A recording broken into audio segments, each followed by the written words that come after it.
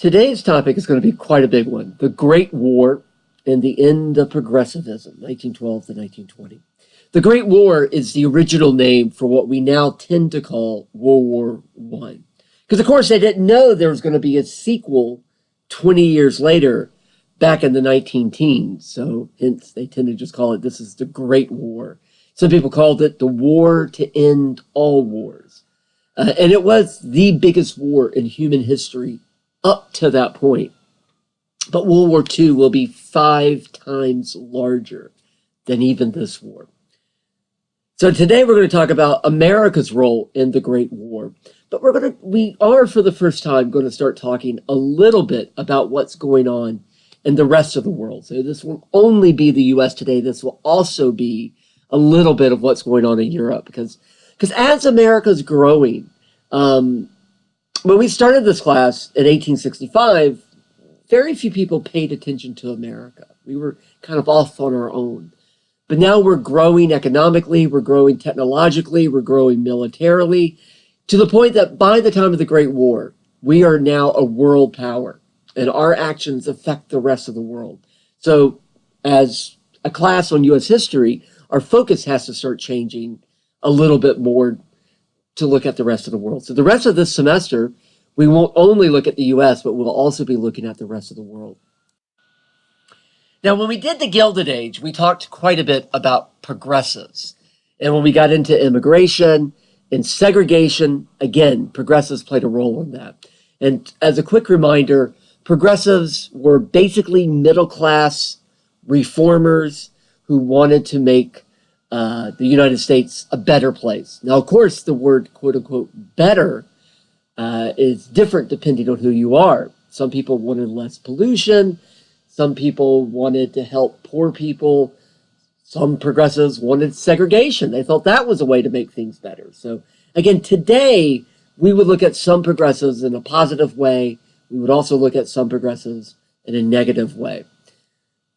By 1912, the election of 1912, progressives were in the mainstream. If you were a politician in 1912, you called yourself a progressive.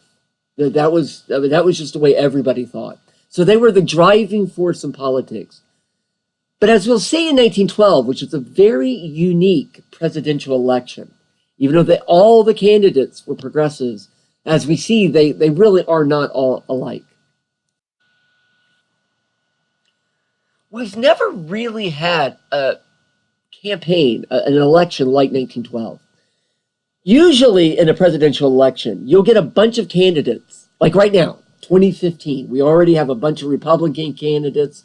We have several Democratic candidates.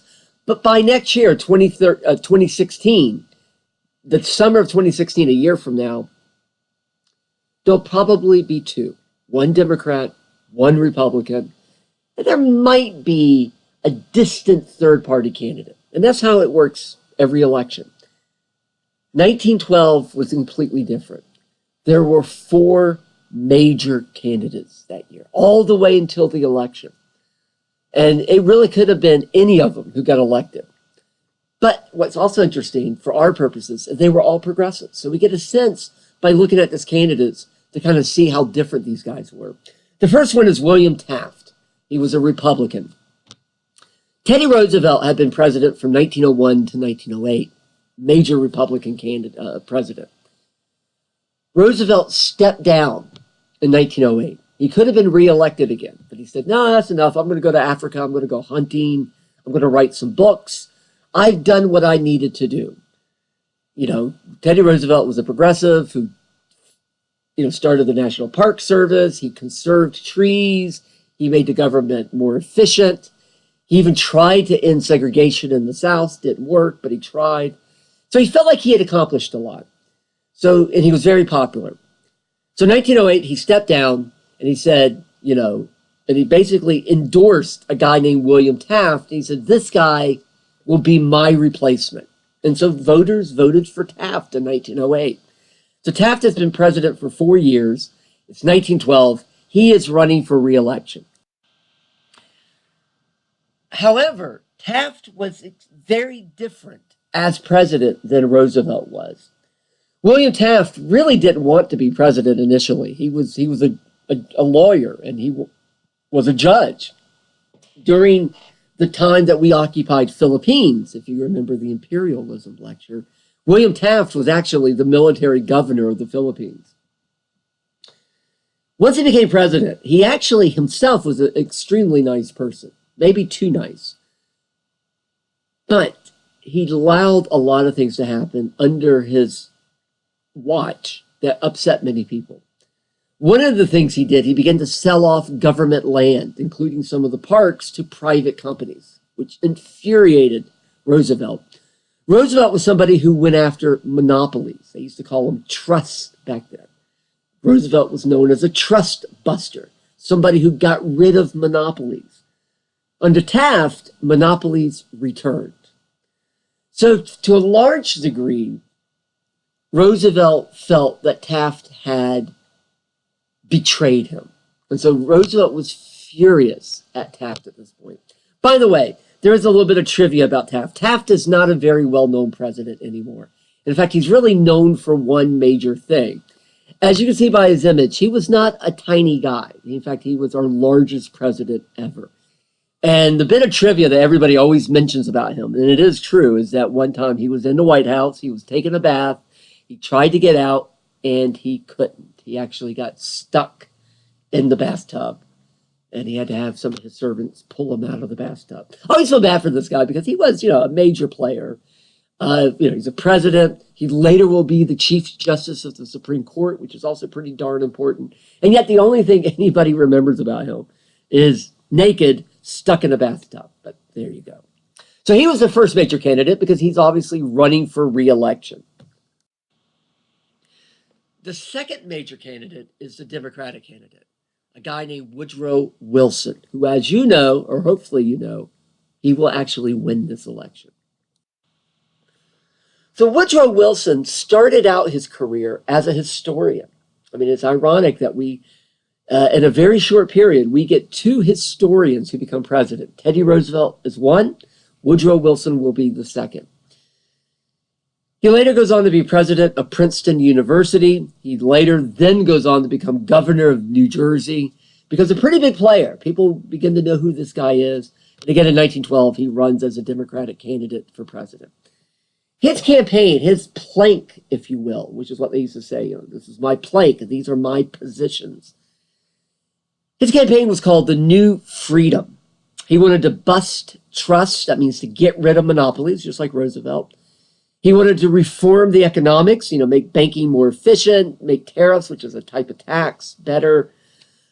You can really sum up what he wanted to do by saying he wanted things to go back to the past. He often talked about how America used to be in the old days, before big business, before the Gilded Age, back when we were small towns. We need to go back to that. It's a nice idea. But as Teddy Roosevelt pointed out, that's the opposite of a progressive. Progressive means to move forward. Wilson seems to want to go backwards, a regressive. Roosevelt was absolutely not a fan of Woodrow Wilson, and often gave speeches against Wilson. Now, if you can't tell by the comments I've made so far, it's pretty clear that Teddy Roosevelt wants to be president again. He already doesn't like Taft. He doesn't like Wilson. So that means more than likely Teddy Roosevelt's going to be coming back, and he does. In 1912, he had been over in Africa hunting and writing. He was a bit of an adventurer. He actually got incredibly ill in Africa. He almost died. But in 1912, he comes back to New York. He arrives at the port in New York. The press is waiting. He stands, on the ship, getting ready to walk off onto the docks. And he hollers out to everybody, "My hat is in the ring," which is an old boxing term meaning I'm in for the fight. In other words, I am running for president. Now, Teddy Roosevelt couldn't be a Democrat because he hated Democrats. He had been a Republican, but William Taft is president, the Republican president. So the Republican Party pretty much has to renominate Taft, which means Teddy Roosevelt if he's going to run, he has to start his own party. and it was called the Progressive Party. But sometimes it's known as the Bull Moose Party. Because when he said, "My hat's in the ring," a lot of reporters said, "Hey, I thought you were ill. I thought you almost died. How's your health?" He kind of slapped his belly and he said, "I'm as fit as a bull moose. I'm ready to go." So often the Progressive Party, which only lasted for one election, and it was really just a one-guy party. It was basically Teddy Roosevelt. It sometimes was known as the Bull Moose Party. So here's what Teddy Roosevelt stood for. His campaign was called New Nationalism. He wanted a strong presidency, much more powerful presidency than we've seen before. Because again, Teddy Roosevelt's a strong personality.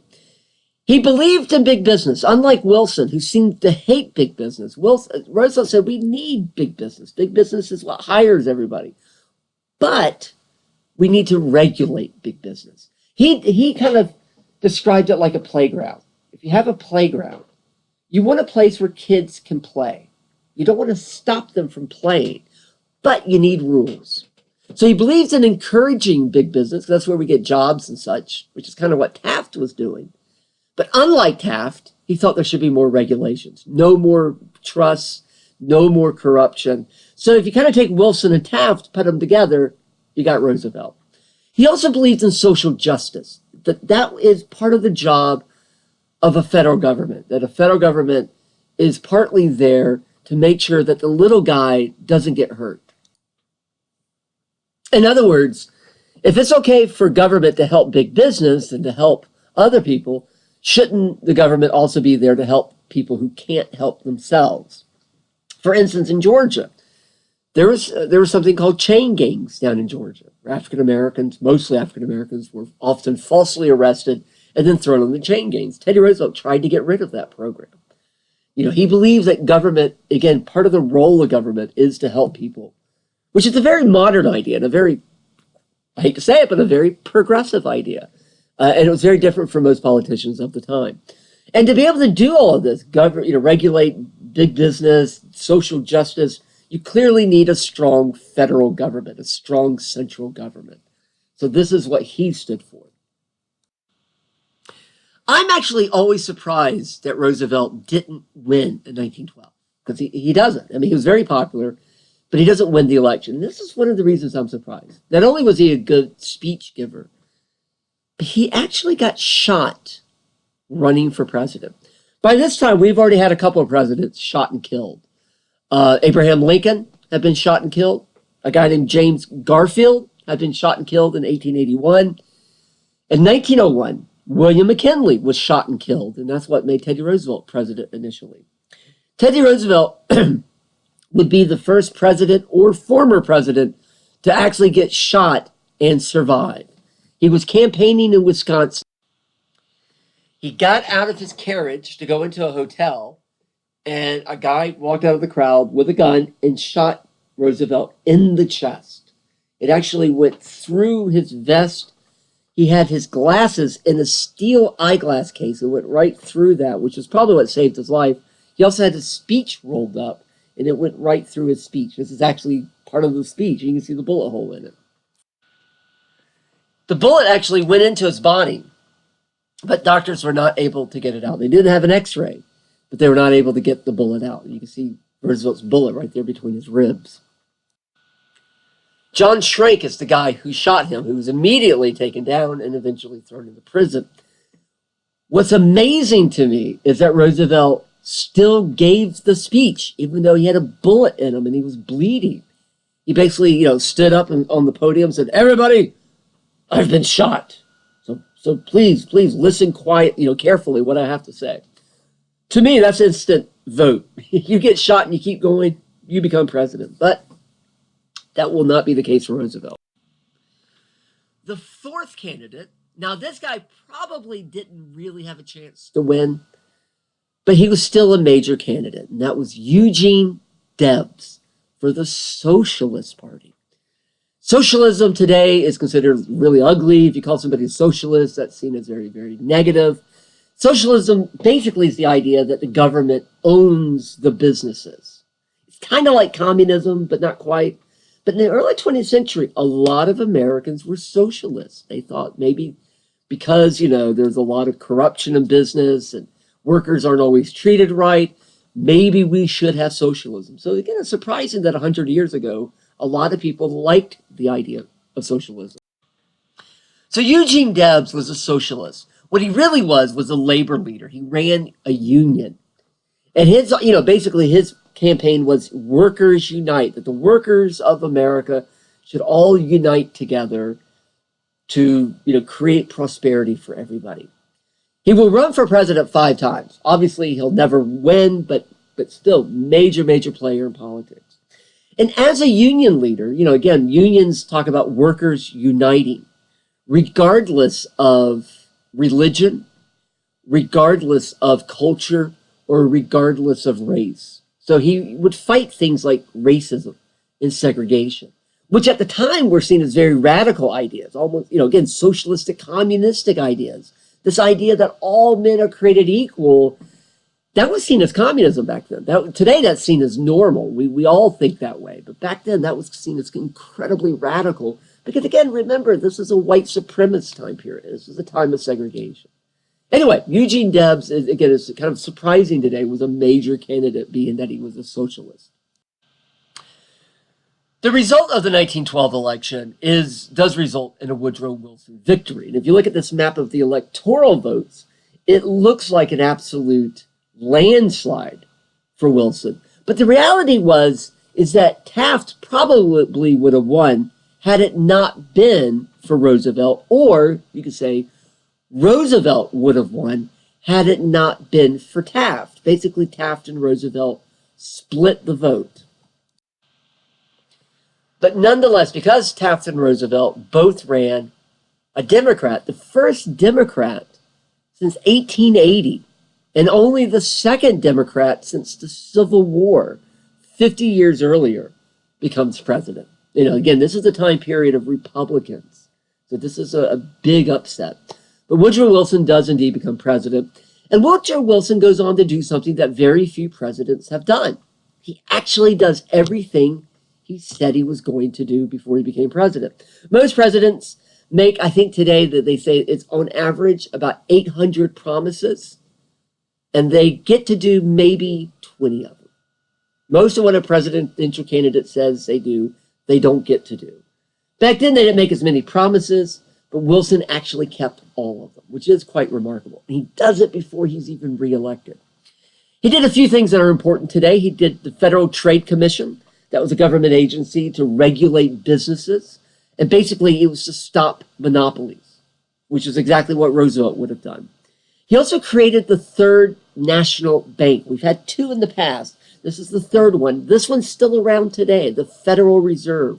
Today, they regulate our money, and they regulate our interest rates. And again, they're incredibly important today. So this is a way to not get rid of big business, but to regulate big business. Again, pretty much what Roosevelt probably would have done. He also approves and gets through the income tax, which is the 16th Amendment. That's, again, a tax on everybody's income. Every April 15th, we have to pay for that. Again, that thing's only barely 100 years old. And it started under Wilson. A lot of people hate the income tax, but it was seen as progressive back then, a way to raise money for government to do more. And also, just like today, the idea was that if you were rich, you paid more income tax, and if you were really poor, you didn't pay any. In fact, some of the students in this class who may just be starting out as workers, you guys may not make enough to actually pay income tax. That's why some of you probably get a refund every year, because you don't make enough to pay income tax. That's the downside of getting a good job, is that, oh gosh, I got to pay income tax now. And that seen as very progressive. That again, the more you make, the more you pay, the less you make, the less you pay, so it's more fair. That happened under Wilson. He also does something that obviously today is incredibly negative. Wilson was born in Georgia, lived in Tennessee before he moved to New Jersey, so he was Southern, and he had a very Southern view of American history. He thought Reconstruction was very negative, and he thought segregation was a wonderful thing. So as president in 1915, he segregates the federal government. So this is a complete 180 from Reconstruction when the federal government was doing integration. Now here's the federal government segregating. So again, some of Wilson's stuff is not positive.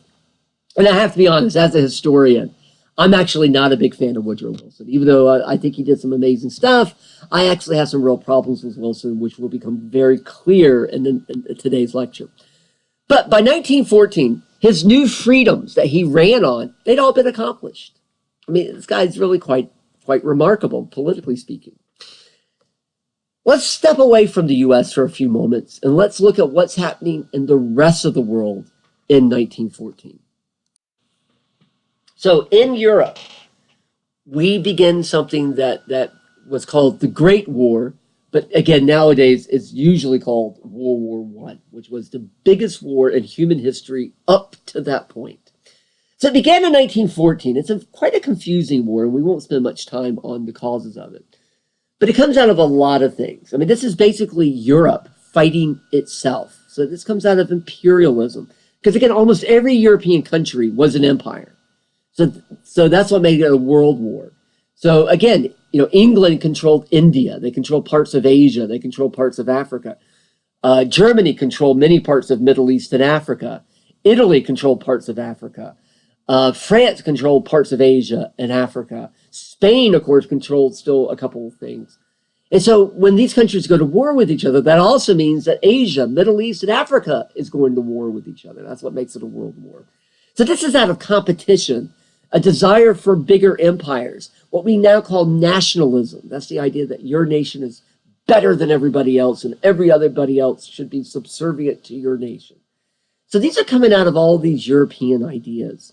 There were basically two sides. There were what we call the Allies, England, France, and Russia, because those are the guys that we're going to eventually fight with, because we do get involved in this war.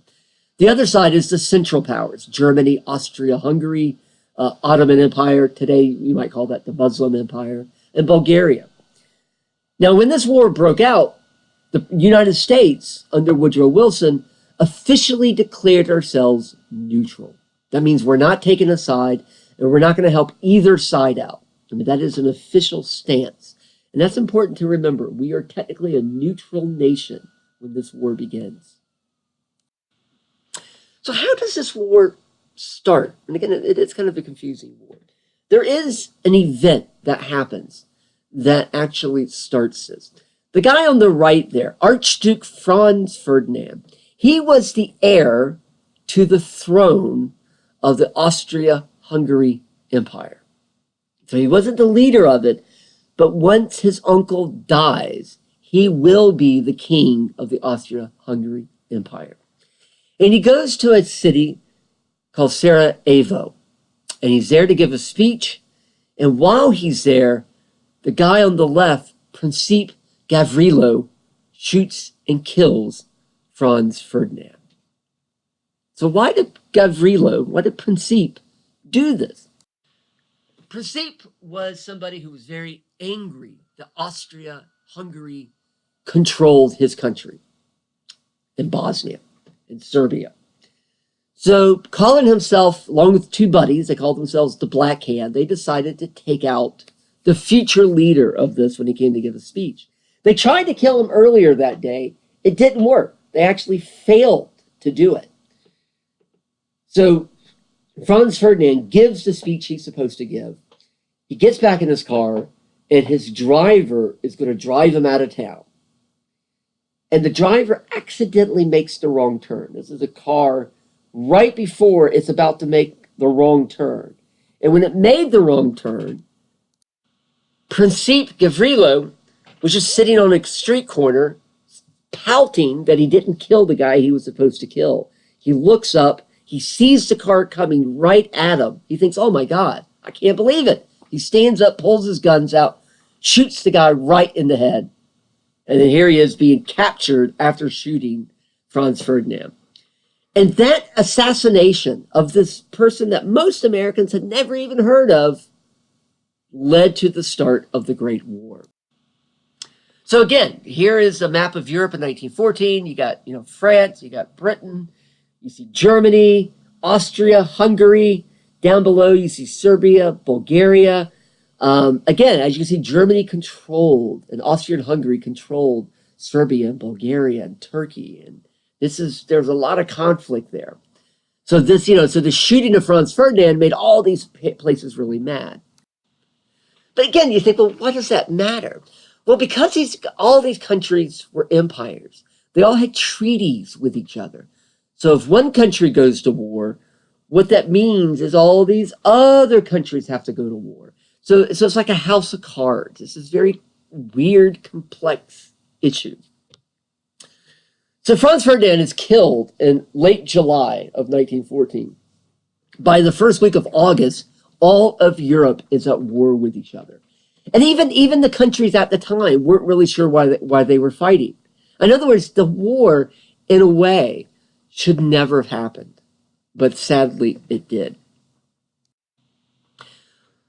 One thing to keep in mind, Europe had not been in a major war for over 40 years. The last major war that Europe had been in was the Franco-Prussian War, in other words, the French and German War, of 1871.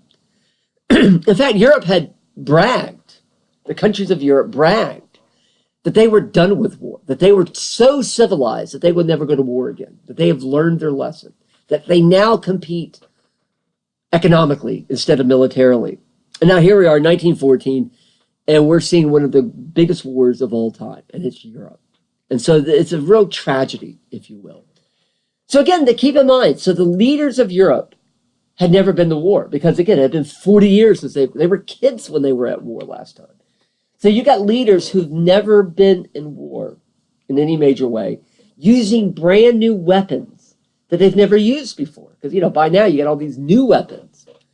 And the result of this is what we could also call the Great Slaughter. 40 million casualties. That means people who are hurt or sick. 10 million people killed in this war. 10 million people killed in this war. 60 million people fight in this war.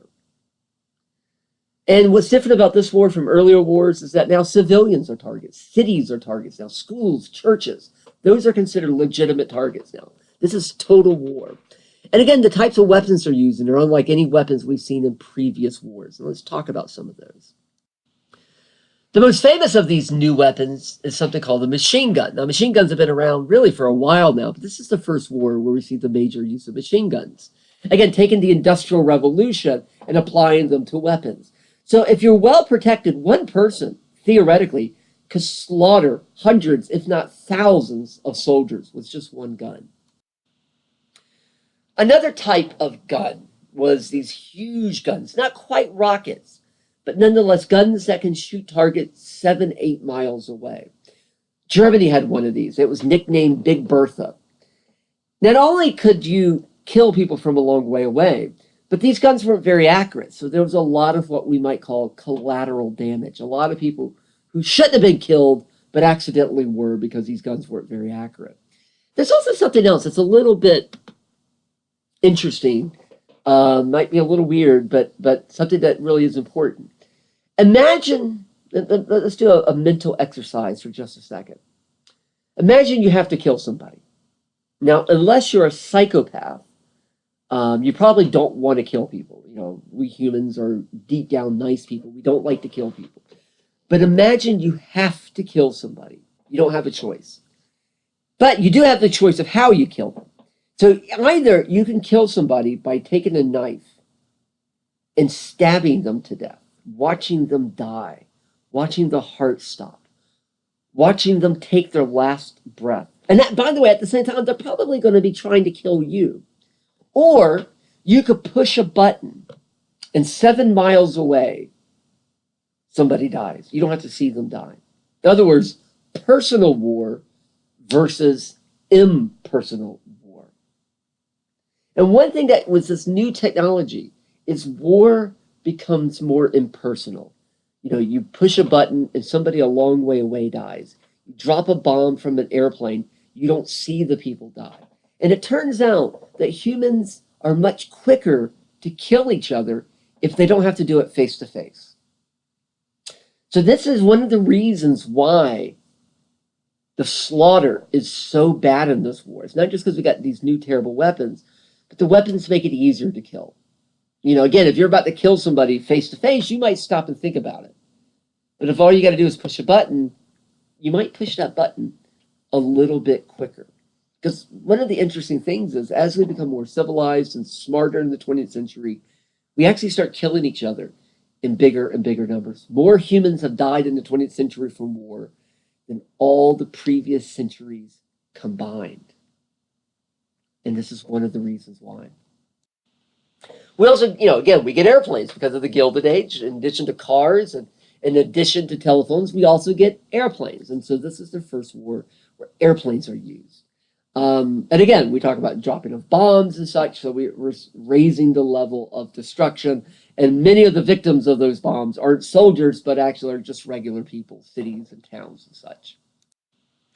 We also get other types of mechanized warfare, like the first tanks are being used, which can also be incredibly destructive.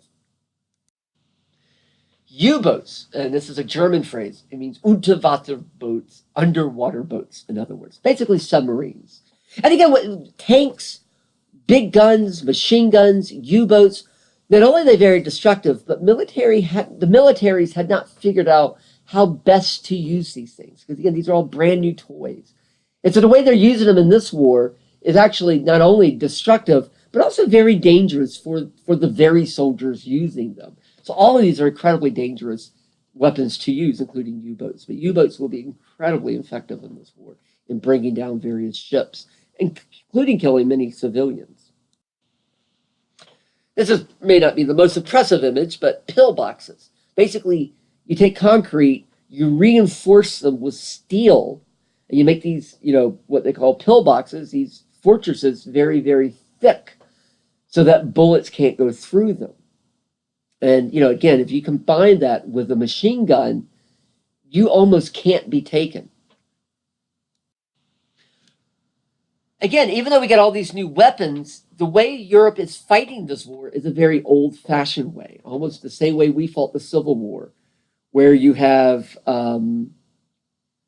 soldiers in trenches on two lines facing each other. And what ends up happening is that this war will go on for years and years. And because the weapons are so good on both sides, that neither side has an advantage. And what ends up happening is a stalemate. No side is winning. And this will go on for 4 years. And these trenches were very dirty, unsanitary, lots of disease. In fact, the trenches, in some ways, were even worse than the fighting itself. Another major change in this particular war is the use of chemical weapons. And again, if we were in person, I'd ask you, what's the big deal about chemical weapons? Why are chemical weapons so much worse than other weapons? Why is it so much worse to kill somebody with gas, for instance, than it is to put a bullet in the brain? They're dead both ways. There's a couple of reasons why chemical weapons have always been rejected. And in fact, before the World War I, there had already been an international rule that said no country would use chemical weapons. But of course, everybody started using them during this war. There is a tragedy about weapons. Once you invent a weapon, you always use it, no matter how bad it is. Think about it. If you're in a fight, and I remember back in high school, kids fighting, and they would say, "Okay, we're not going to punch each other in the face." And then you start fighting, and you start to lose. So what's the first thing you do? You punch somebody in the face because you want to win. So again, during war, you invent a terrible weapon. Everybody says, "Okay, that's a terrible weapon. We're never going to use it." Then you fight a war. You start to lose. So what do? You pull that weapon out and you start using it because you don't want to lose. Same thing in World War I with chemical weapons. Everybody said, "We're never going to use them. They're horrible." The moment a country starts to lose, they start using chemical weapons. And everybody used them. Germany, France, England, and the United States. So back to my first question. Why are they so bad? What's so much worse about this? Number one, with gas, you can't control it. You shoot these gas canisters out, the wind changes, you have no clue who's going to get the gas. So not only might your own soldiers get it, which often happen, but also innocent people living near a battlefield might get it. It also has environmental impacts that can't be controlled. It gets into drinking water, it gets into the air. 3, there are different ways to kill people. Putting a bullet in the brain may not be nice, but it is instantaneous. If somebody breathes in tear gas, they're not going to die. They're just going to be tortured for a while.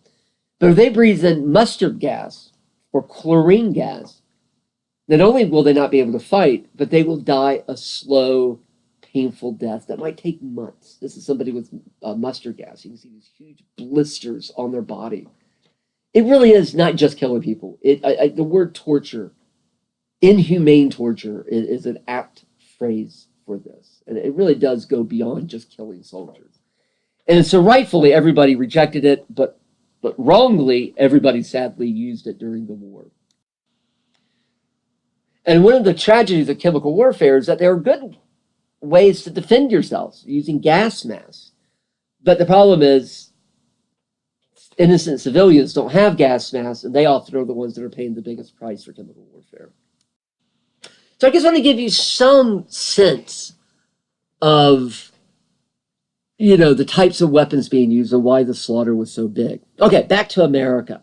So World War I begins in 1914. We are a neutral nation, so we don't take sides. Because of that, and because there were lots and lots of immigrants now in America, some from Russia, some from England, some from France, some from Germany, many Americans took many sides. Some people wanted England to win. Some people wanted Germany to win. And that didn't matter because we were neutral. Until we're not neutral, then it does matter. As a society, we were very anti-war. This is a typical song. You can see this music sheet on the screen. It says, and this is the music, because back then you didn't have many recorded songs. So when something was a hit song, what that really meant was people bought the sheet music for it, and then they went home and played it on their own instrument. So unlike today, when you have a hit recording, back then you had a hit sheet music. So this was a big hit song in 1915. I didn't raise my boy to be a soldier. And I don't have the lyrics right in front of me, but if you were to read the lyrics, it goes something along the lines of, I didn't raise my boy to be a soldier. I didn't raise him to kill some mother's little boy. And basically, why would I send him out to kill a mother's little boy? It's a very powerful anti-war song. It's actually quite touching. And this idea of thinking of your enemy as just little boys, as a mother's little boy. If you think of your enemy in that way, you're probably not going to kill them. And because we weren't at war, this is very typical at the time. Now, the reality is, before 1917 is when we get into this war. Before 1917, we really weren't neutral. In fact, Wilson was pretty upfront that he wanted England to win. Again, England was fighting with France and Russia against Germany, the Ottoman Empire, and Austria-Hungary. And Germany really emerged as the major power. So Wilson was clear he did not want Germany to win. So we really weren't neutral. I would never expect you to know all these numbers, but just to give you a sense of this, our exports to France and England increased 365% during this war. In other words, about $700 million before the war to almost $3 billion during the war. At the same time, our exports to Germany dropped 90%.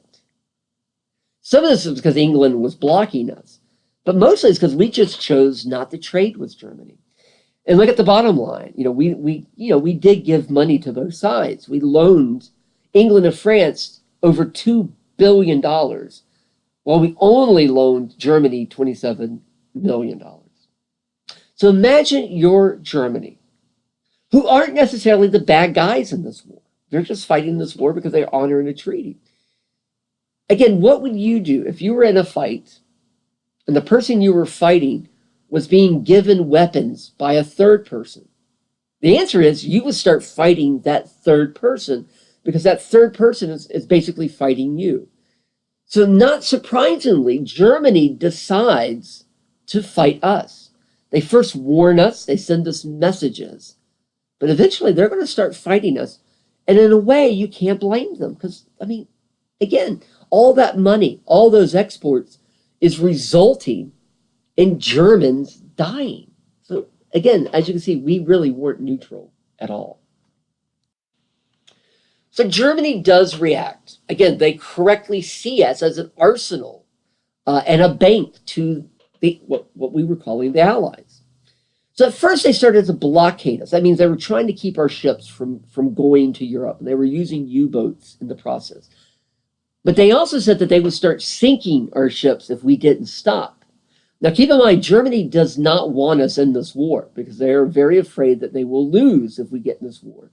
But at the same time, they are wanting to prevent us from helping France and England. So they're trying to be very cautious here, but it's not going to work. Now, in 1915, there was a passenger ship. It was a British passenger ship sailing from New York to England. And that ship was sunk by German U-boats in the Atlantic Ocean. Now, Germany would admit that it was an accident. They thought that because the way it worked back then, during a war, these huge passenger ships would often get taken over by the military, and they would turn into military ships. But whenever they did that, they were supposed to fly certain flags. And if they were passenger ships, they were supposed to fly passenger flags. So it could be a genuine accident that a German U-boat might see one of these ships and think they're military. And apparently this ship was not flying the correct flag when these German U-boats sunk it. And there were, hundreds, in fact, over 1,000 civilians on it who died, including about 200 Americans. Germany immediately apologized. But they also said that ship sunk in minutes. If you watch the movie Titanic, I mean, the movie's 3 hours long. Half the movie is the ship sinking, because those ships were built to sink very, very, very slowly. This ship sunk very quickly. And Germany said the reason it sunk so quickly was because it was carrying weapons. About 20 years ago, people discovered this ship at the bottom of the ocean, and guess what? It was full of weapons. So Americans were giving weapons to England on passenger ships, which, by the way, means that Germany had the right to sink it. It's still still a terrible thing, but technically it was a legitimate target. Now, I don't want to make Germany to come out the good guys here. Germany was a very tough nation, and they did a lot of bad things in World War I. But this in particular, technically Germany had a right to sink it. Anyway, back then they didn't know that. So there's a huge outcry about this. Wilson was getting ready to declare war, but Americans weren't ready for war yet. So we don't declare war, even though many Americans died of this. Germany will go on to sink other passenger ships, including American passenger ships, as a way to try to prevent us from going to war. But also England, keep in mind, England's doing the same thing. But this does not get us involved in this war. People are getting angry, they're getting furious, but we're not ready for war yet. I mean, again, we got to keep in mind how anti-war America was in the 19-teens. Then something happens. Germany's Foreign Secretary, Arthur Zimmerman, sent a telegram to Mexico. Zimmerman had a crazy idea. And by the way, Zimmerman didn't ask anybody else in the government. He just kind of did this on his own. He just got a wacky idea. The government of Germany will immediately disown this idea. Here was Zimmerman's idea. He said, hey, Mexico, why don't you invade the United States? And if you do, we will help you. And you can get some territory back from the U.S. Now, of course, again, Germany never would have actually done this. And Mexico didn't agree to this. And they thought about it for a couple of days, and then they rejected it. And this was a secret telegram. And again, basically, it should have just been a dumb idea that just stayed a dumb idea. Nobody would have known. Except for the fact that the U.S. government intercepted this telegram and made it public, which made everybody really, really mad. So before I go any further, let's go back to the initial idea. So why is Zimmerman trying to convince Mexico, of all people, to invade the U.S.? Well, number one, by doing that, that would keep the U.S., this is the plan, to keep the U.S. out of Europe. That's number one. But again, why Mexico invading the U.S.? Well, that goes back to 1845. In 1845, the U.S. invaded Mexico, and we took northern Mexico, which is all the stuff you see right here. A lot of people don't realize that Mexico is comprised of states. They are the United States of Mexico. And a lot of these U.S. states, Texas, New Mexico, California, used to be Mexican states, and we took them in 1845. And even today, Mexico wouldn't mind having these states back. And Germany knows its history, and it knows that Mexico wants this land back. So that's why Zimmerman came up with this idea. Again, it was a terrible idea, and it never would have worked. But even though none of this ever happened, it still made Americans furious. Again, imagine if you found out that a friend of yours was asking somebody else to kill you. And even if they don't do it, you're pretty ticked off at your friend, aren't you? Because they're trying to get you killed. And that's what war is. War is going to go kill people. So Germany is saying, hey, Mexicans, go kill Americans. So even though they didn't do it, this made Americans mad. So the sinking of the Lusitania and other passenger ships, nope, that didn't do it. But a telegram did it. Now, 1917, Americans are ready for war. So Woodrow Wilson gets a declaration of war from Congress. And, he sends a message to Congress saying, we need to go to war. And Congress voted, yes, we will go to war. And in that message, Wilson accused Germany of crimes against humanity, which is a bit strong, but nonetheless. So we immediately change as a country. We go from being anti-war to very pro-war. So 2 years earlier, the hit song was, I Didn't Raise My Boy to Be a Soldier. 1917, the big hit song is Over There. And some of you may have heard this before. You hear it on 4th of July sometimes.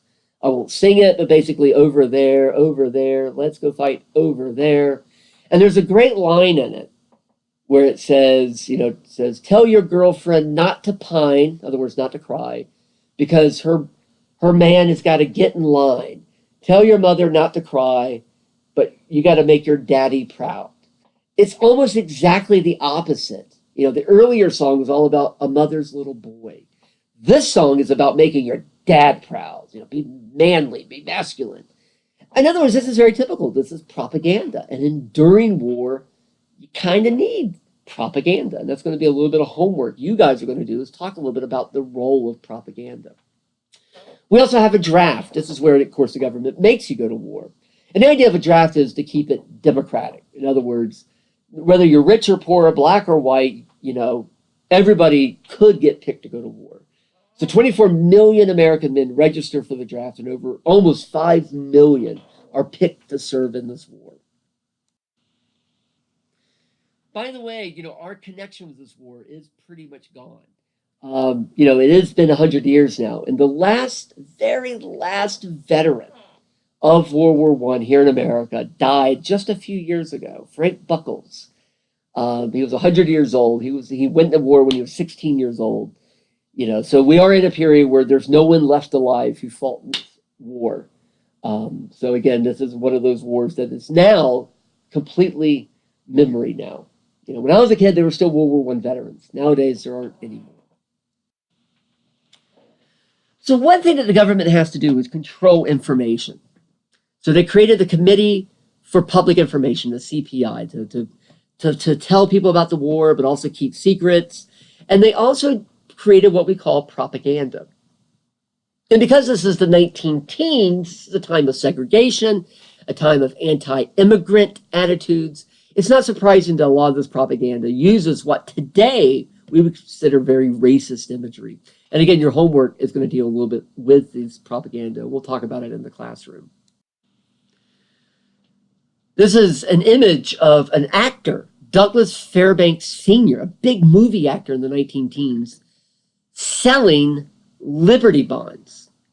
Basically, the government literally sold saving bonds to the American public. Basically, you give the government some money, and then after the war, you get your money back with a little bit of extra money. So this is a war that was literally sold to the American public. And this not only shows you, that in action, but it also shows you, since we talked about movies, the power of movies. Look at that huge crowd watching this actor speak. So it used to be politicians that did stuff like this, but after movies, it's celebrities, a brand new idea, the American celebrity. So the celebrity is who's selling this war, not so much the president anymore. So again, this Committee for Public Information are the ones that put out a lot of this propaganda, and we'll talk about this in the classroom. So one of the effects of this war was our attitude towards Germany. Germany has always played a big role in American history. Many of us are of part German heritage. In fact, I'm supposed to be partly German, although I think I'm mostly Irish, Scottish, and English. My wife is mostly German, and a huge number of Americans have German heritage. Our language, the English language, is actually a Germanic language. In fact, if you look at America from the very beginning, this is our very first census in 1790. Most people came from Britain, quite a bit came from Africa, but as you can see, a huge number of people, the people in yellow, came from Germany right from the beginning. We've always had a lot of German Americans. Our name, America, was given to us by a German mapmaker, Martin Waldseemüller. He's the guy who named us America. The Barbie doll is actually a German toy that was imported in. Pez candy, I grew up eating these things. That's actually a German candy. The hamburger, of course, comes from Hamburg, Germany. So the classic American food, hamburger, is actually German.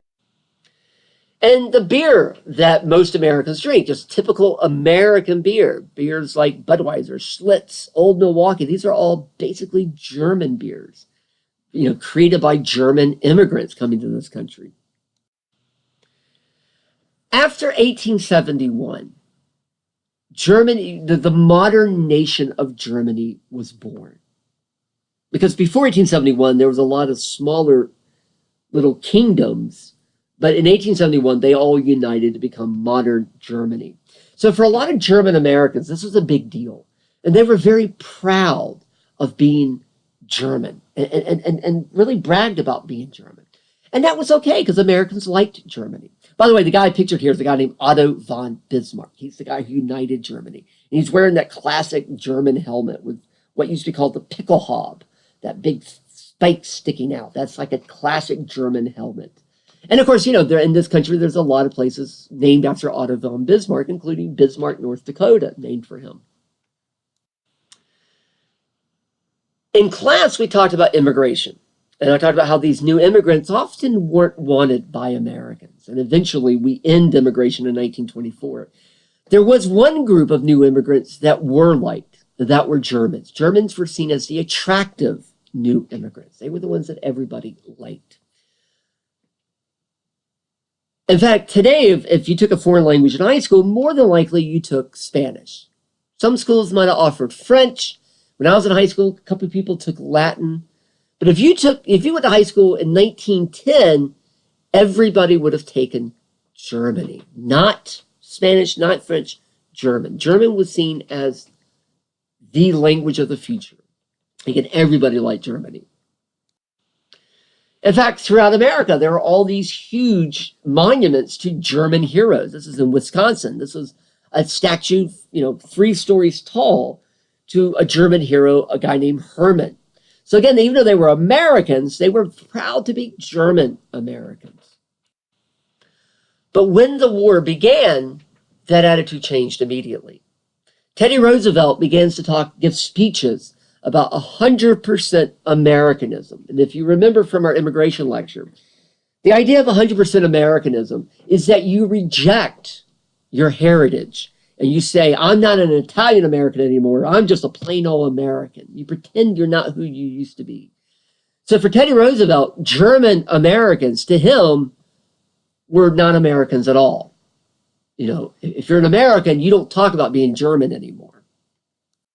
In fact, I don't expect you to remember this quote, but this is a classic quote from Teddy Roosevelt. German Americans who call themselves as such and who have agitated as such during the past year have shown they are not Americans at all, but Germans living in America. So these are people who may have lived here for generations, but maybe they were people that said in 1914, hey, I hope Germany wins, back when we were neutral. Now we're not neutral. And Teddy Roosevelt's saying, these people are enemies. You know, so again, this is German Americans will end up paying the price for us going forward. And there were a lot of anti-German campaigning. German language was banned. You couldn't, you know, talk about German culture. Beethoven, Mozart wasn't played anymore. A lot of towns changed their names. They changed their street names. A lot of foods changed. This is a classic cartoon making fun of this. You know, a lot of people changed their own names, from Johann Schmidt, for instance, to John Smith. Hamburgers became Salisbury steaks. Frankfurters now became hot dogs. Anything that smacked of German culture was gotten rid of. And this might sound silly, but it also got more serious. We also see Germans, Americans, lynched, killed, arrested. So there was a lot of fear going on. And there was fear in other ways as well.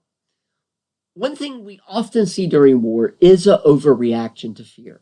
And this was our first major war since the Civil War. And the Civil War was amongst ourselves. This is our first major war against another power since 1812. And, you know, you may not realize this, but not counting the Spanish-American War, which was fought down in Cuba, which was a very tiny war. This is our first real foreign war in a major way, that we really go to another place. And it's our first war in Europe, first war in Africa. And we were very, very afraid. And we overreacted. We passed a lot of laws that actually were unconstitutional. For instance, it was against the law to say you didn't like this war. It was against the law to criticize the federal government. I mean, those are First Amendment issues. Eugene Debs, the guy who ran for president in 1912, he runs again. And he's arrested because he didn't like this war. He actually runs for president from prison. Over 5,000 people went to prison for criticizing this war. So again, there's a bit of an overreaction here. And again, after the war, there were some political cartoons saying, hey, maybe we went too far. Maybe, you know, the laws we passed were worse than the threats that they were supposed to go after. We do win this war. Because we get involved in this war, the Allies, us, England, France, are victorious. Wilson called it the war to end all wars. We saved the world because of this war. That's not exactly true, but nonetheless, we do win. And because we won, we get to dictate the terms of surrender. Now we got to go back to Europe for a few moments, because this is pretty important for setting up the 20th century. Now, on November 11th, 1918, in fact, it's supposed to be the 11th moment of the 11th hour of the 11th day of the 11th month, Germany agreed to quit fighting. Now, Germany is very clear. They did not technically surrender. They just agreed to quit fighting, which is an armistice. But Germany was losing. So we looked on at it as a surrender. Russia too, but Europe was absolutely destroyed, especially France, after this war. So somebody's got to pay the price. That was the attitude. And who's responsible for this? Who's going to pay the price of rebuilding Europe? Well, in Paris in 1918 and 1919, the countries of the world met to decide who's going to pay that price. Who's going to accept responsibility for this war? Now, back before World War One, most countries went to war to get stuff. That's why you went to war. You didn't care about the war. You just wanted to get the war over with so you could get stuff. We don't fight wars for that reason anymore. But back then, when you won the war, you got a bunch of stuff from the country that lost. So the Paris Peace Conference was really France and England getting ready to carve up Germany. They wanted a bunch of stuff from Germany. They wanted revenge from Germany. The United States wasn't looking for that. We were looking for reforms. Wilson was in charge. He was a progressive. He wanted to reform the world. So at this conference, Germany wasn't invited. That's a problem. That's a major problem. By the way, Japan was at this conference. Japan fought with us in this war. But Japan will get insulted during this conference, and they will leave in anger. I bring that up because World War II, we fight against Japan and Germany. So in a way, this conference sets up the Second World War. Anyway, about 37 nations were at this war, over 200 delegates. It was held in France. And the four guys you see pictured here, these guys ran the conference. And I'm going to talk about all four of them just very briefly. Today, a lot of people talk about world government. Oh my God, we're so afraid of world government. Ironically, we actually did have a world government for a couple of months. Because during this peace conference, this was the government of the world, basically. And these four guys ran it. So they called themselves the Supreme Council. And they actually dictated. They literally redrew the map of the world. They even created entire countries during this conference. Number one was David Lloyd George of England. He was the leader of England. He was here to get money from Germany. The second guy was a guy named George Clemenceau. He was the leader of France. France had fought Germany in 1871. They had lost. Now France had won, and Clemenceau was out for revenge against Germany. Vittorio Orlando of Italy. Italy was extremely poor going into this conference, and Italy will leave this conference also extremely poor. They will get nothing out of this conference, and they will be very angry. And by the way, World War II, we fought Germany, Japan, and Italy. So they are also going to come out of this empty-handed. And finally, Woodrow Wilson, President of the United States. He was hailed as a hero when he arrived in France. The other three guys, by the way, couldn't stand Wilson. They thought he was too goody-goody. They didn't like the idea that he was trying to reform the world. Clemenceau referred to him as Jesus Christ, but not in a nice way. Oh my God, we got Jesus Christ here trying to save the world, trying to be a Messiah. So that's going to be a bit of a problem. Now, Wilson came in with a plan, again, to save the world. Called it his 14 points. Clemenceau of France made a joke about this. He said, God only had 10 commandments. Wilson has 14. But Wilson does get some of this done. 8 of the points, and again, he had this whole plan to save the world. 8 of his 14 points was the creation of new nations. In other words, he says, part of the problem is all these countries are fighting each other. I mean, the reason that Principe Gavrilo killed Franz Ferdinand is because he was a Bosnian Serb, and he thought it wasn't right that a German was in charge of Bosnian Serbs. So Wilson said, why don't we give some of these peoples, like the Poles or the Czechs, why don't we give them their own country? So this is when Poland is created. This is when Czechoslovakia, today it's called the Czech Republic, but this is when Czechoslovakia was created. This is when Iraq was created. Iraq was part of the Ottoman Empire. Ottoman Empire went away in World War I. So they took 3 groups of people, Sunnis, Shiites, and Kurds, 3 people that hate each other, combined them to create Iraq. So if you remember 10 years ago, when we, the United States, invaded Iraq, we got rid of the government, and guess what started happening? Iraqis started fighting themselves. Sunnis versus Shiites versus Kurds, and we Americans got caught in between. That's because this goes all the way back to this. Again, we Americans forget how long of memory other countries have. When 9/11 happened, Al-Qaeda did 9/11. And, this horrible thing happened. Osama bin Laden gave a message to the world.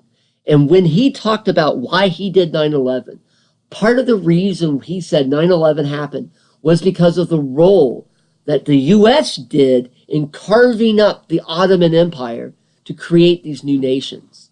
So this may seem like really boring stuff from a long time ago, but this stuff actually affects the world today, believe it or not. Anyway, so 8 of the points was creating new nations.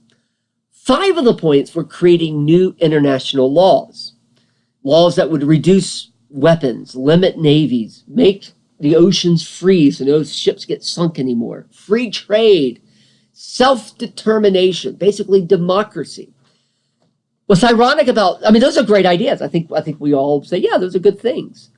But what's ironic is self-determination, again, democracy. That was great, but the creation of Poland, the creation of Iraq, the creation of Czechoslovakia, those peoples had no say in the creation of those countries. So you can see there's a contradiction here, isn't there? On one hand, he's saying democracy, but on the other hand, he's not doing democracy. So this is a bit of a problem for Wilson. Finally, here's Wilson's big plan, the League of Nations. Today, it's very similar to the United Nations. The idea of the League of Nations, it's a sound idea. Part of the reason for World War I was all these silly treaties. And really part of the problem was nobody communicated with each other. They just started fighting each other. So the thought was, what would happen if there was a way for these countries to talk to each other before they went to war? Maybe we could avoid war. And that was the idea of the League of Nations. It's not a bad idea. But it didn't work, as we will see in a moment. So these are Wilson's plans that he's trying to get across. So after all of this is decided, oh, and by the way, Germany, they're going to be blamed for the whole war. After all of this is decided, now they invited Germany to come to Paris. So Germany arrives, and basically they are presented with this peace treaty. It basically says you are to blame for the entire war, and you have to pay for the entire war. Now, Germany did not start this war, and Germany was not the only person at fault in this war, but they are being blamed for the entire war. So the delegation refused to sign it. They said, we're not signing this. This is ridiculous. So you know what the Supreme Council did, including Wilson? They said, get out of here.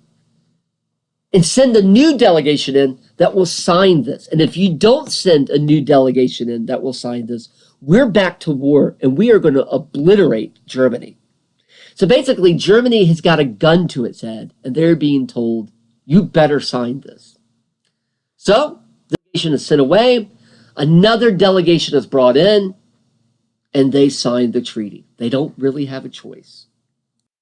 This was celebrated throughout the world. In fact, here's a publication that's calling this the greatest moment in history.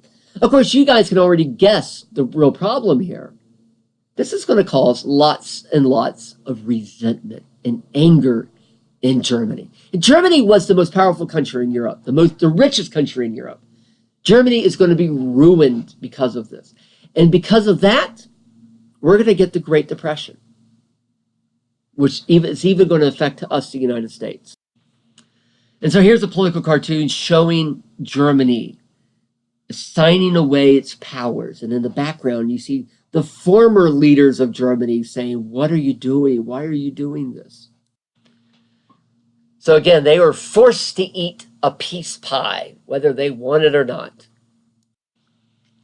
So the 4 leaders, Orlando, Wilson, Clemenceau, George, they come out victorious. People, they're wonderful. They have averted war for our future. They have saved the world. So the peace treaty, again, Germany was forced to sign it. They had to accept full responsibility for the war.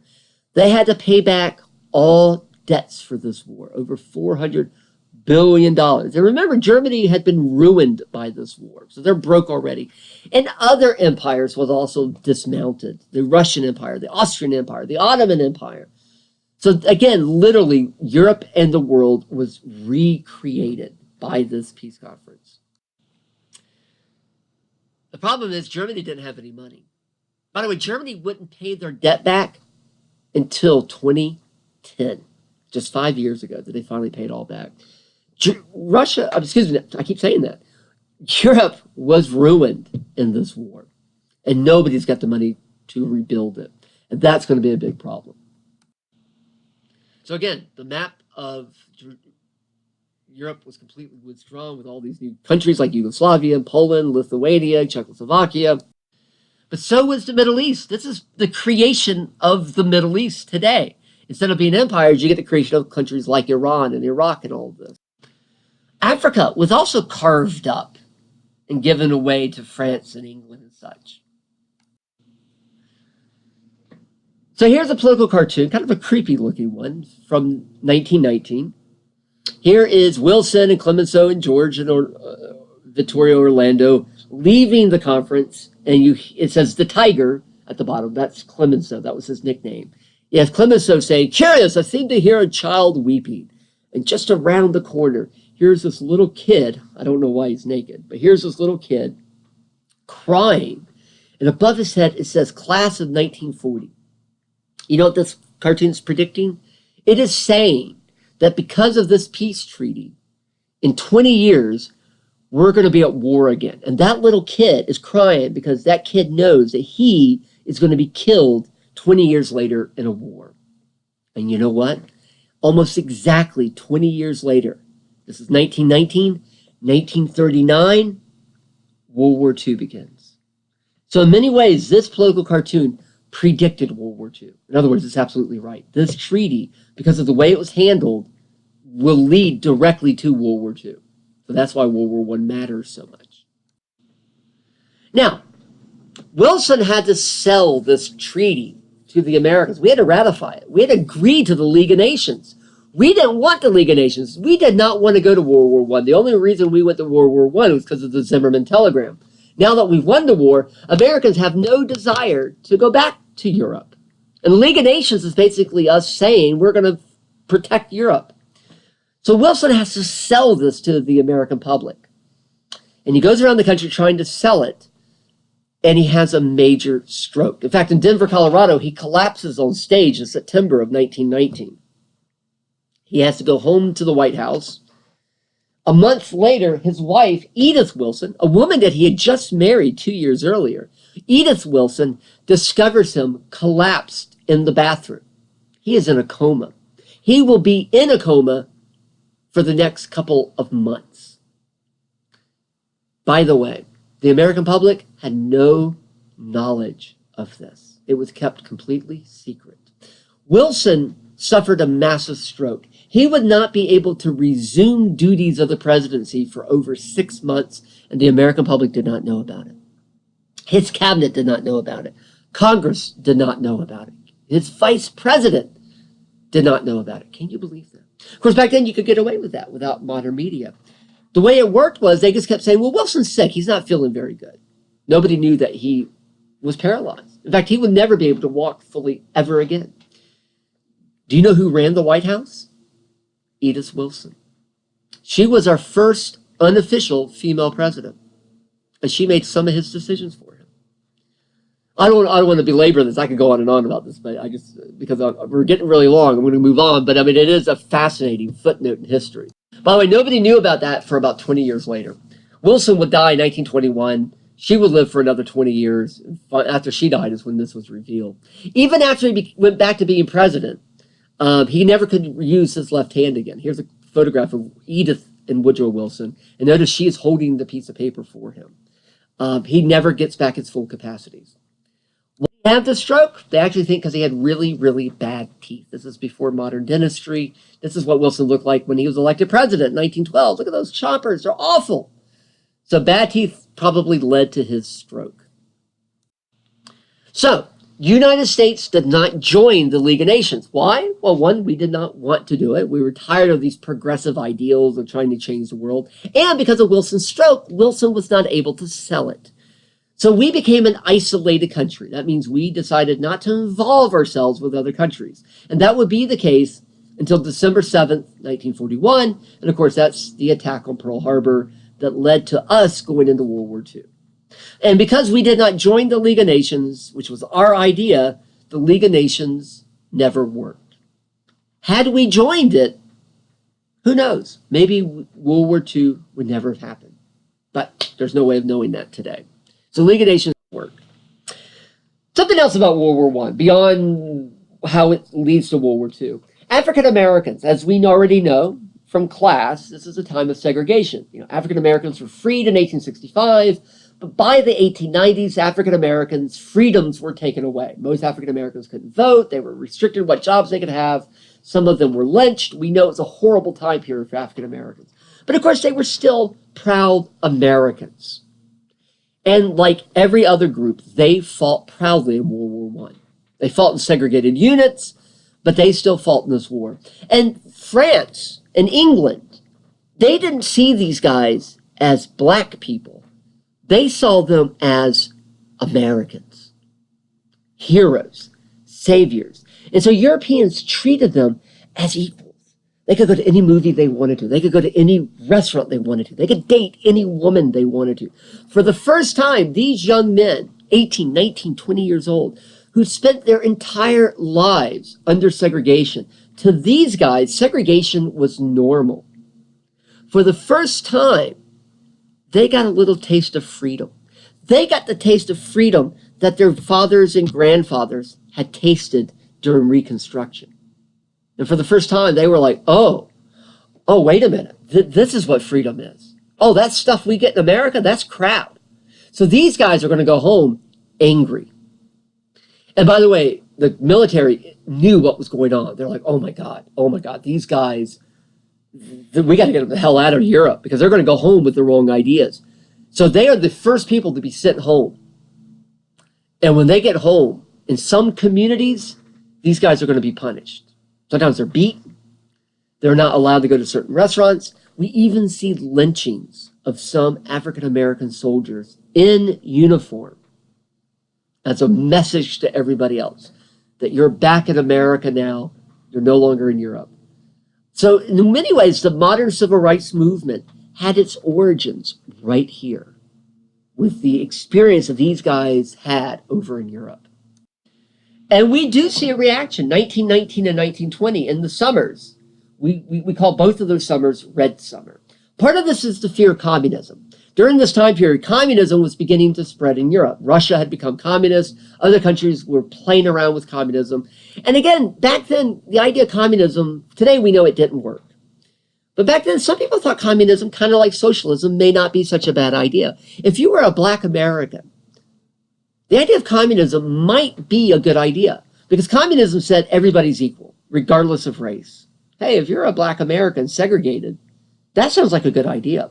So most African Americans were not communists, but just a few were. And communism has always been associated with red, the blood of the working class. So these were called Red Summer because a lot of Americans were afraid that communism might spread here.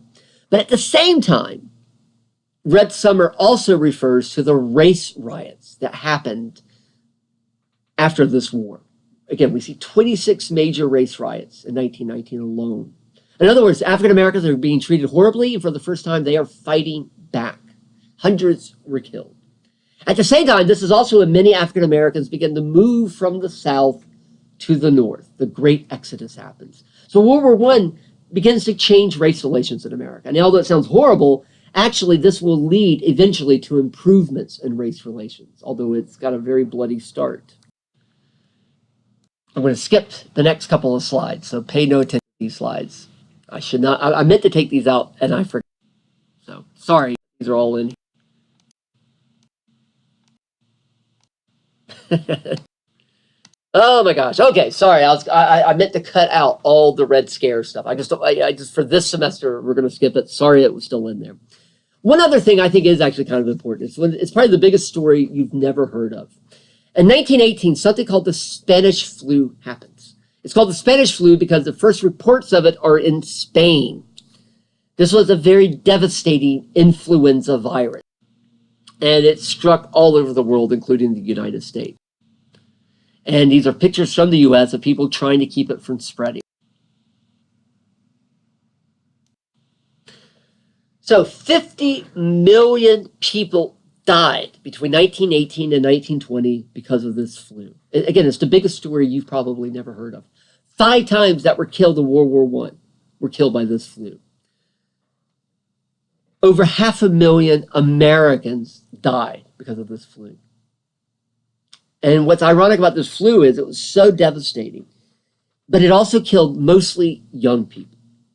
So a lot of young people died in World War I, and then a lot more died of this flu. This is why the flu shots are such a big deal today.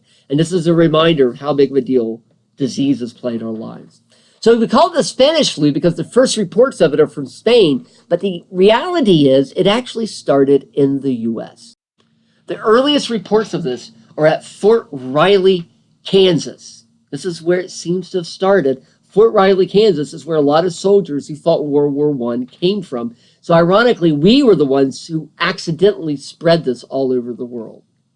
How it got to Fort Riley, nobody knows. It probably came from somewhere else, and we don't know where it came from. A couple other quick things before we end, since it's been almost 90 minutes. Bessie Coleman was a big celebrity during this time period. Bessie Coleman was not only the first black pilot in America, she was also the first female pilot. Not the first black female pilot, but the first female pilot, period.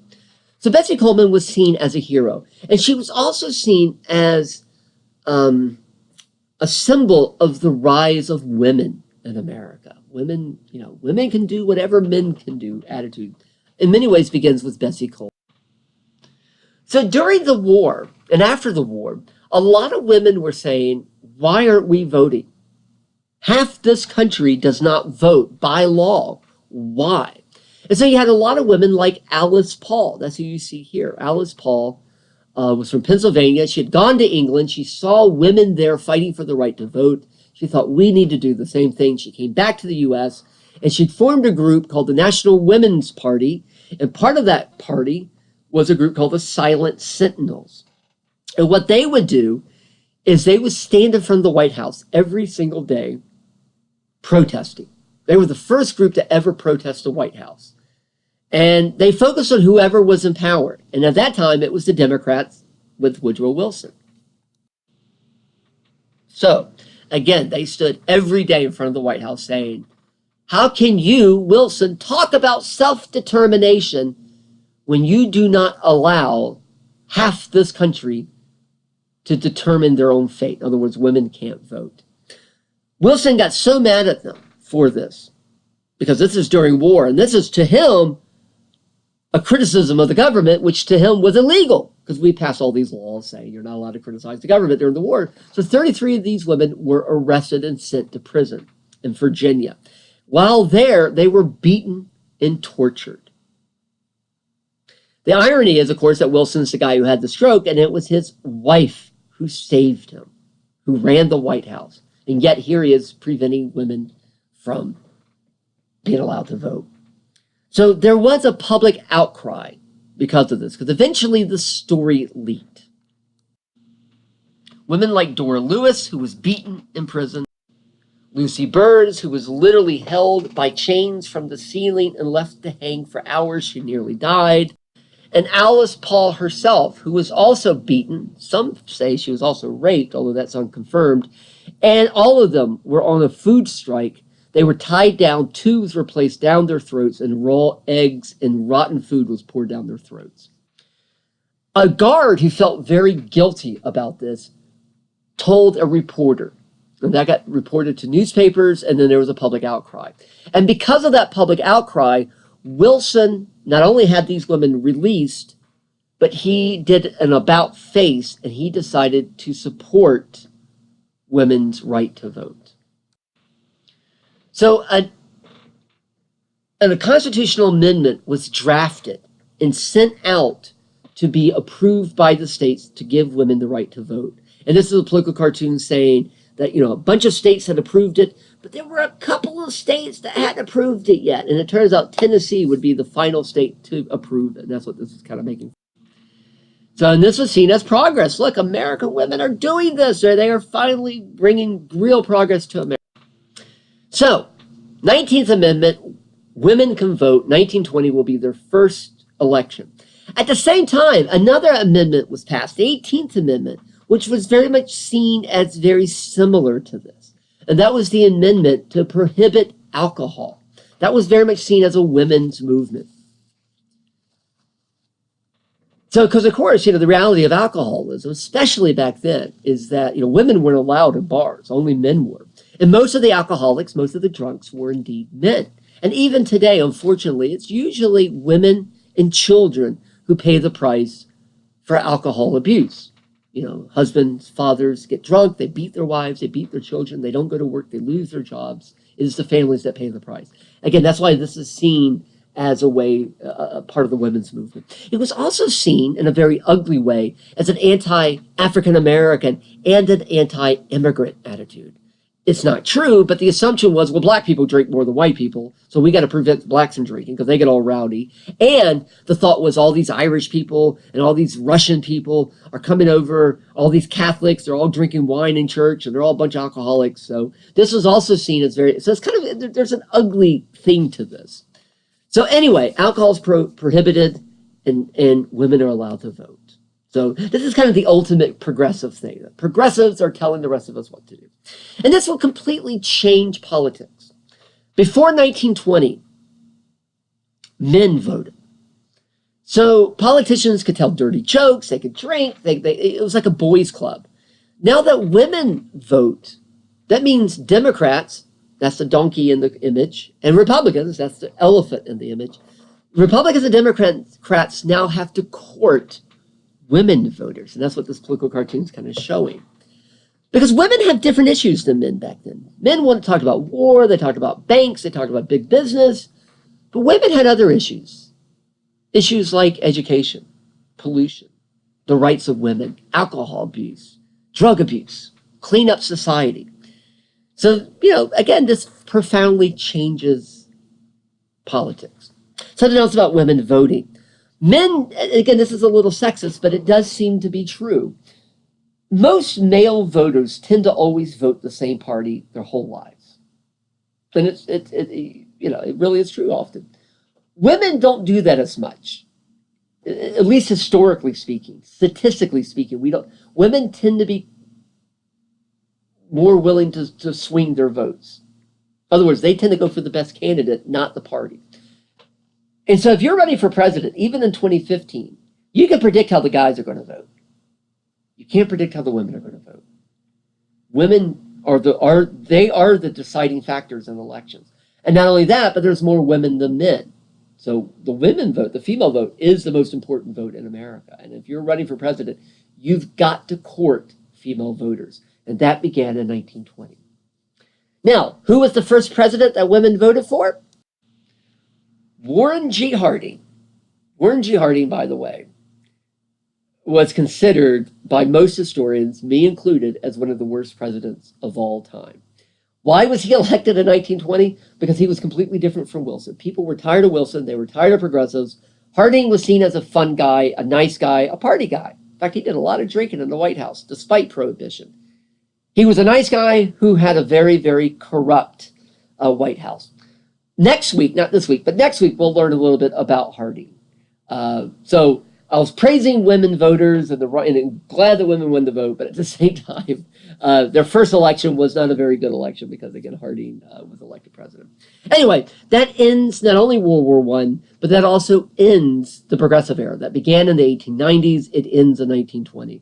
So that's a good part to end this lecture and this week, because next week we'll be talking about the 20s, the 30s, and the 1940s, a very different time period. All right, thanks, guys.